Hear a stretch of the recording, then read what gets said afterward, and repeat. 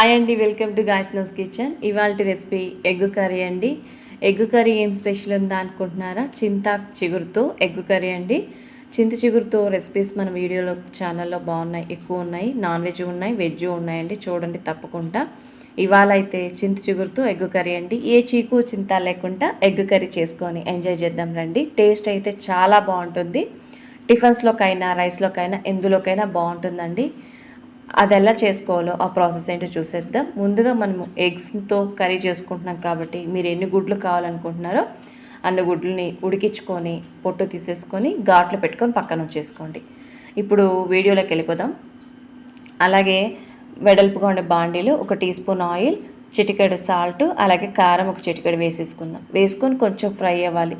అలా కొంచెం వేడెక్కిన వెంటనే ఉడికించుకున్న గుడ్లకి ఘాట్లు పెట్టుకున్న వాటిని వేసేసుకొని 1 నిమిషం పాటు అలా ఫ్రై చేసుకుందాం. ఇలా చేసుకోవడం వల్ల ఎగ్లో ఉండే స్మెల్, అంటే కొంచెం నాన్ వెజ్ స్మెల్, కౌచు వాసన వస్తుంటుంది కదా, ఆ స్మెల్ అంతా ఏం లేకుండా బాగా ఫ్రై అవుతుంది. ఇలా ఫ్రై అయిన తర్వాత ఎగ్స్ని సపరేట్ చేసుకొని ఒక ప్లేట్లో పెట్టుకొని పక్కన ఉంచేసుకుందాం. అదే ఆయిల్లో జీలకర్ర, ఆవాలు 2 హాఫ్ టీ స్పూన్ వేసేసుకుందాము. ఇలా వేసుకున్న తర్వాత మీడియం సైజ్ ఉల్లిపాయ ఒకటి పెద్దదిగానో చిన్నదిగా తీసుకొని సన్నగా తరిగి వేసేసుకుందాం. ఇలా వేసేసుకొని ఉల్లిపాయ మగ్గడానికి కొంచెం టైం పడుతుంది కాబట్టి ఇందులో సాల్ట్ వేసుకున్నట్లయితే ఉల్లిపాయలు తొందరగా ఫ్రై అయిపోతాయండి. మరి బాగా ఫ్రై అవ్వాల్సిన అవసరం లేదు. కొంచెం పచ్చివాసన పోయేంత వరకు ట్రాన్స్పరెంట్గా వేగితే చాలు. ఇలా వేగుతుండగానే ఇందులో అల్లం వెల్లుల్లి పేస్ట్ 1 టీ స్పూన్ వేసేసుకుందాం. వేసుకొని కొంచెం పచ్చివాసన పోయేంత వరకు 1 నిమిషం పాటు అలా కలుపుకుంటూ ఫ్రై చేసుకుందాం. ఇలా ఫ్రై అయిన తర్వాత ఫ్రెష్గా ఉండే కరివేపాకు 1 రెమ్మో 2 రెమ్మలో వేసేసుకోండి. ఫ్లేవర్ చాలా బాగుంటుంది. ఇలా ఫ్రై అయిన తర్వాత ఇందులో టమోటాలు, మీడియం సైజ్ టమోటాలు 2 కచ్చాపచ్చగా పేస్ట్ చేసుకొని వేసుకుందాము. అలాగే డైరెక్ట్గా వేస్తే మనకు ఫ్రై అవ్వడానికి ఎక్కువ సమయం పడుతుంది. సో మనం ఇలా చేసుకున్నట్లయితే కర్రీ జ్యూసీగా ఉంటుంది, అలాగే కొంచెం చిక్కగాను ఉంటుందండి.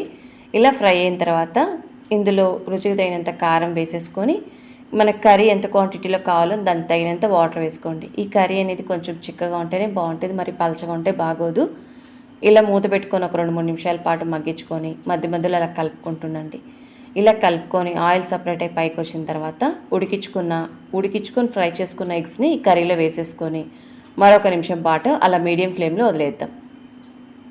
ఇలా మీడియం ఫ్లేమ్లో 1 నిమిషం తర్వాత మూతీసి ఒకసారి బాగా కలుపుకుంటాం. ఎందుకంటే అడుగు బాగాన కొంచెం పట్టుకున్నట్టు ఉంటుంది, అందువల్ల మధ్య మధ్యలో అలా కలుపుకుంటున్నట్లయితే బాగుంటుంది. ఈలోగా ఒక గుప్పెడు చింత చిగురుని తీసేసుకొని ఇందులో పుల్లలు అలాగే ఏం లేకుండా నీట్గా కొంచెం తుంచినట్టుగా సన్నగా తరిగినట్టుగా వేసేసుకున్నాం అనుకోండి, కూరలో బాగా మిక్స్ అవుతుంది, టేస్టు చాలా బాగుంటుంది. ఇలా ఒక గుప్పెడు చింత చిగురు వేసేసుకొని మూత పెట్టుకొని 1 నిమిషం పాటు అలా వదిలేయండి. 1 నిమిషానికి చూసారు కదా ఎంత బాగా ఉడికిపోయిందో, కూర కూడా బాగా చిక్కగా రెడీ అయిపోయిందండి. అదేవిధంగా టేస్ట్ అయితే చాలా అంటే చాలా బాగుంటుంది. పుల్లగా, కారంగా, ఘాటుగా బాగుంటుంది. తప్పకుండా ట్రై చేయండి. కొత్తగా మా ఛానల్ చూస్తున్న వారైతే సబ్స్క్రైబ్ చేసుకొని సపోర్ట్ చేయండి. ఇలా మరెన్నో హెల్తీ టేస్టీ రెసిపీస్ గాయత్నోస్ కిచెన్లో ఉన్నాయి, చూడండి, ట్రై చేయండి. అలాగే మరో ఇంట్రెస్టింగ్ రెసిపీతో మళ్ళీ కలుద్దాం. Thanks for watching. బాయ్ అండి.